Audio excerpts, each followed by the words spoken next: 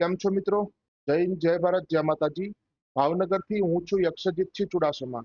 તો મિત્રો, આજે આપણે શીખવાના છીએ સ્ટોક માર્કેટની એબીસીડી. હા મિત્રો, આજે આપણો જે બેસિક ટુ એડવાન્સ અને એડવાન્સ ટુ પ્રો લેવલની યાત્રા છે, જે પ્રવાસ છે, એ ચાલુ કરવાના છીએ. મિત્રો, તમને ગમે તેટલું અંગ્રેજી સારું આવડતું હોય, લખતા, વાંચતા કે બોલતા, પરંતુ મિત્રો જ્યારે તમે શરૂઆત કરી છે ત્યારે તમે એબીસીડી થી ચાલુ કર્યું છે. આજે આપણે આ એબીસીડી થી ચાલુ કરશું.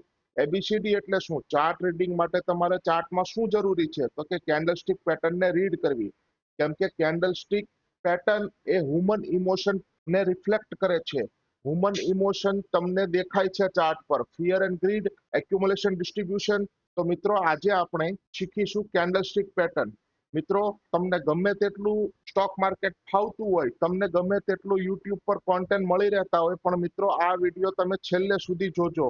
હું જે થિયરી બતાવીશ એ થિયરી બીજા કરતા અલગ છે. હું બેઝિક કેન્ડલસ્ટિકનો ઉપયોગ આપણે જ્યારે એડવાન્સ અને પ્રો લેવલે જશું ત્યારે કરવાનો છે. કેમ કે તમને કેન્ડલસ્ટિક પેટર્નની તો ખબર છે, ક્યાં બને છે એ પણ ખબર છે, કઈ બને છે એ પણ ખબર છે, પણ મિત્રો પ્રાઇસ લોકેશન, કઈ કેન્ડલસ્ટિક પેટર્ન ચાર્ટમાં કયા લોકેશન પર બને છે અને એનો શું ઇફેક્ટ આવે છે મિત્રો, એ હું તમને એડવાન્સ લેવલનું જ્યારે આપણે ડિમાન્ડ સપ્લાય થિયરી શીખીએ ત્યારે હું એક્સપ્લેન કરીશ. તો મિત્રો ચાલો હવે આપણે જઈએ આપણી કેન્ડલસ્ટિક પેટર્ન પર. તો મિત્રો, સ્વાગત છે તમારું કેન્ડલસ્ટિક પેટર્ન પાર્ટ 1. તો મિત્રો, આપણે સૌથી પહેલા બુલિશ કેન્ડલસ્ટિક પેટર્ન શીખવાના છીએ. અહીં હું તમને અત્યારે બુલિશ કેન્ડલસ્ટિક પેટર્ન શીખવીશ, જે આપણે યુઝ કરશું પછી એડવાન્સમાં, લાસ્ટ આગળ જતા. જો તમે આગળ જતા એડવાન્સ પાર્ટ જોયો હશે અને તમે એડવાન્સ વિડીયો જોઈ રહ્યા છો, તો મિત્રો તમારે આ બેસિક વિડીયો પણ જોવો જ પડશે. તો ચાલો, સૌથી પહેલી કેન્ડલસ્ટિક પેટર્ન છે હેમર, જે બુલિશ પેટર્ન છે. ઇન્વર્ટેડ હેમર જે પણ બુલિશ છે, bullish engulfing, piercing line, morning star અને morning star doji, three white shoulder, bullish harami, tweezer bottom, bullish kicker અને ડ્રેગનફ્લાય ડોજી. મિત્રો, તો આ બધી જ કેન્ડલસ્ટિક પેટર્ન બુલિશ પેટર્ન છે. પણ મિત્રો, તમને થતું હશે કે આ તો બધું બેઝિક છે, આમાં શું શીખવાનું, આ તો બધું મને આવડે છે. નહીં મિત્રો, હું તમને જ્યારે એડવાન્સમાં લઈ જાઉં ત્યારે તમારું મોયે મોયે થઈ જશે, તમને કાંઈ નથી આવડતું એ માનીને જ આ વિડીયો જોજો. Bullish hammer candlestick. તો મિત્રો, આ ચાર્ટ પર હંમેશા જ્યારે ટ્રેન્ડ રિવર્સ થવાનો હોય ત્યારે બને છે અને ચાર્ટમાં હંમેશા નીચે તરફ બને છે. મિત્રો, હવે આ હેમર કેન્ડલસ્ટિક પેટર્ન છે તેનો આપણે એઝ અ ડિમાન્ડ ઝોન તરીકે ઉપયોગ કરશું. એના ઓડ હેન્ડ આન્સર સ્કોર જોઈશું, એની ફોલો થ્રુ કેન્ડલ જોઈશું, એની લેગ આઉટ જોઈશું. તો આ બધું જ્યારે એડવાન્સ શીખીને ત્યારે આ બેઝિકની જરૂર પડશે મિત્રો.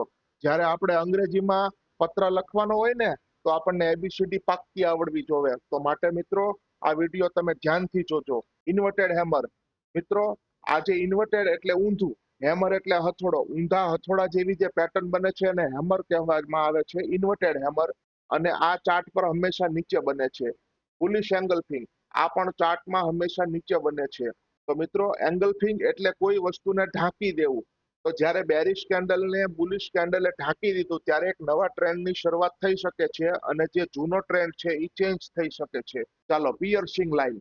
આ બુલિશ પિયર્સિંગ લાઇન છે અને આ પેટર્ન અવારનવાર જોવા મળે છે. હવે આ જ પેટર્ન તમને ડિમાન્ડ ઝોનમાં મળે, લો ઓફ ધી કર્વમાં મળે અને હાઈ પ્રોબેબિલિટી ઝોનમાં મળે, તો મિત્રો આ પેટર્ન વર્ક કરશે. બાકી ચાર્ટમાં આ પેટર્ન ગમે ત્યાં બનવાથી કોઈ તમારો ટ્રેન્ડ રિવર્સ થાય કે તમે ત્યાંથી ટ્રેડ લેશો તો મિત્રો તમને લોસ જવાની શક્યતા વધી જશે. આ બધી કેન્ડલસ્ટિક પેટર્ન કામ કરે છે, પરંતુ ચોક્કસ જગ્યાએ કરે છે. ચાલો, મોર્નિંગ સ્ટાર ડોજી. હવે મોર્નિંગ સ્ટાર ડોજી અને મોર્નિંગ સ્ટાર એ બેમાં બહુ તફાવત નથી, પરંતુ મિત્રો જ્યારે એકદમ નેરો રેન્જ કેન્ડલ બને છે વચ્ચેની, ત્યારે એને મોર્નિંગ સ્ટાર ડોજી કહેવામાં આવે છે અને બાકીનાને મોર્નિંગ સ્ટાર કહેવામાં આવે છે.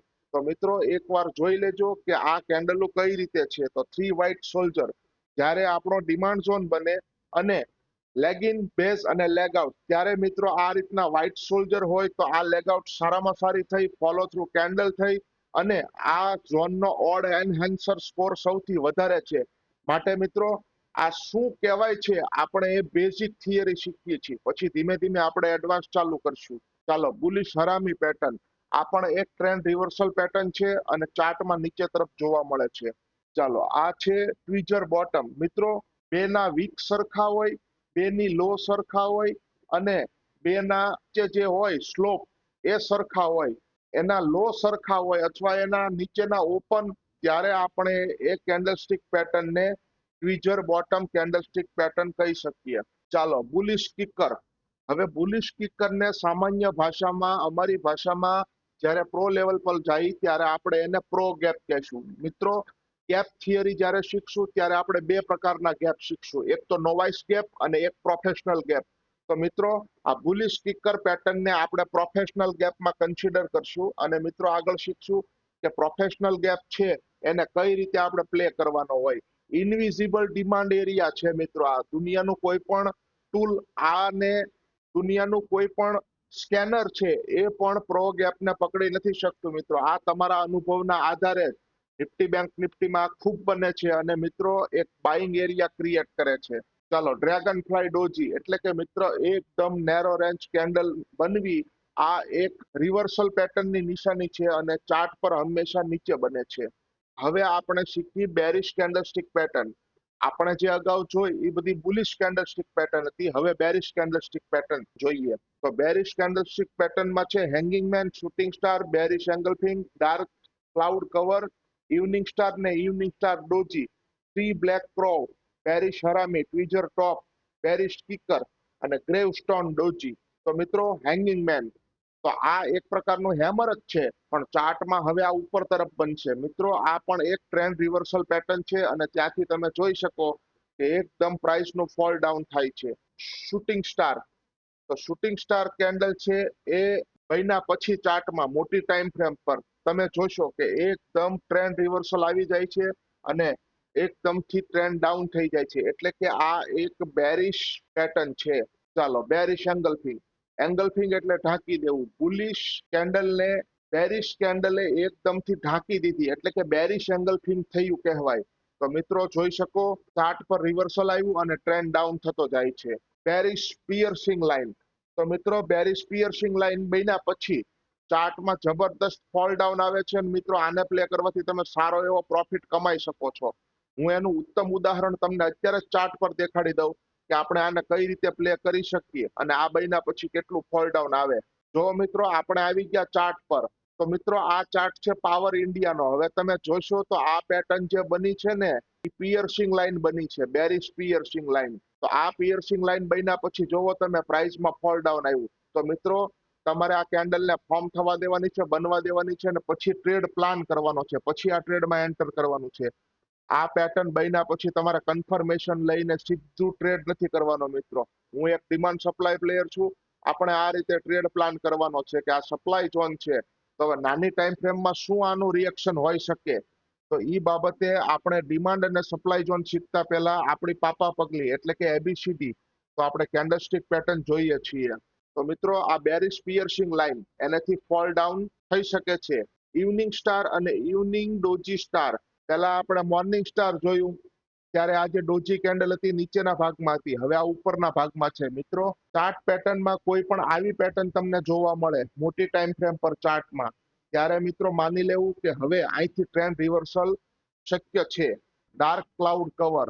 તો મિત્રો આ પણ એક પિયર્સિંગ લાઇન જેવું જ છે પણ ફોલો થ્રુ 3 કેન્ડલ હોય છે, માટે અહીંથી ટ્રેન્ડ રિવર્સલ શક્ય છે. તો મિત્રો ચાર્ટ પર એક સપ્લાય ઝોન પણ ક્રિએટ થાય છે, જેનાથી આપણે એનો રીયુઝ કરીને બીજી વાર આપણે એન્ટ્રી પ્લાન કરી શકીએ અને શોર્ટ સાઈડ આપણે ટ્રેડ જોઈ શકીએ. Bearish harami pattern. તો મિત્રો હરામી પેટર્ન એટલે કે જાપાનીઝ શબ્દ છે ગર્ભવતી સ્ત્રી, મધર બેબી કેન્ડલ. તો મધર અહીંયા મધર કેન્ડલ છે બુલિશ કેન્ડલ અને અંદર જે બાળક છે જે હરામી છે એ બેરિશ છે, માટે એને બેરિશ હરામી પેટર્ન કહેવામાં આવે છે. ચાલો, ટ્વીઝર ટોપ. મિત્રો કોઈ પણ વીક ટુ વીક અને બોડી ટુ વીક જેના ટોપ સરખા હોય અને એકદમ સિમિલર હોય તેને આપણે ટ્વીઝર ટોપ કન્સિડર કરશું. ચાલો, બેરિશ કિકર. આને પણ આપણે પ્રો ગેપમાં કન્સિડર કરશું મિત્રો. આપણે જે અગાઉ જોયો બુલિશ કિકર, ઈ જે હતો એ બુલિશ પ્રો ગેપ હતો, આ બેરિશ પ્રો ગેપ છે મિત્રો. આને બેરિશ પ્રો ગેપને એઝ એ સપ્લાય ઝોન આપણે કન્સિડર કરી શકીએ. ચાલો, ગ્રેવ સ્ટોન ડોજી એટલે કે બાયર અને સેલર વચ્ચે ફાઇટ હતી, કેન્ડલ અનડિસાઇસિવ હતી. ફાઇનલી બાયરો હારી ગયા છે અને સેલરો હાવી થઈ ગયા છે, એટલે ફોલ ડાઉન થઈ ગઈ છે પ્રાઇસ. ચાલો, અનડિસિઝન કેન્ડલ.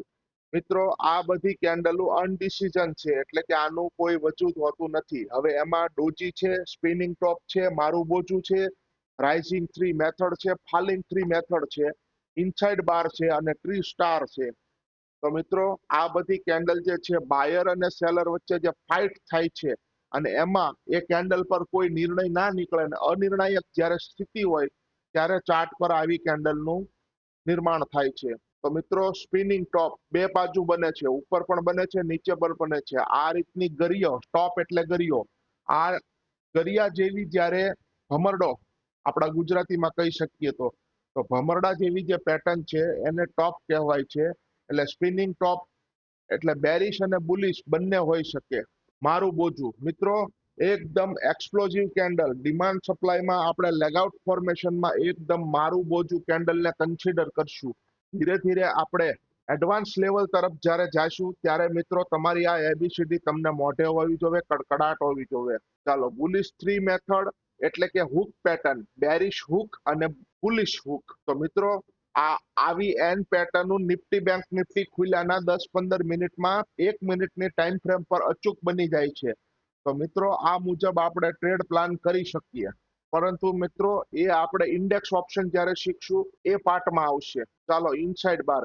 મિત્રો, ઇનસાઇડ બાર એટલે એક એવી કેન્ડલ જે બન્યા પછી, જે ચાર્ટ ઉપર ફોર્મ થયા પછી બીજી બધી કેન્ડલો નો ક્લોઝિંગ જે પાછલી મોટી કેન્ડલ બની એના રેન્જની અંદર આવે ત્યારે એને ઇનસાઇડ બાર ક્રિએશન કહેવામાં આવે છે મિત્રો. અને ઇનસાઇડ બાર સ્ટ્રેટર્જી છે એ બેંક નિફ્ટી, નિફ્ટી અને ઇન્ડેક્સ ઓપ્શનમાં ખૂબ પ્રચલિત છે.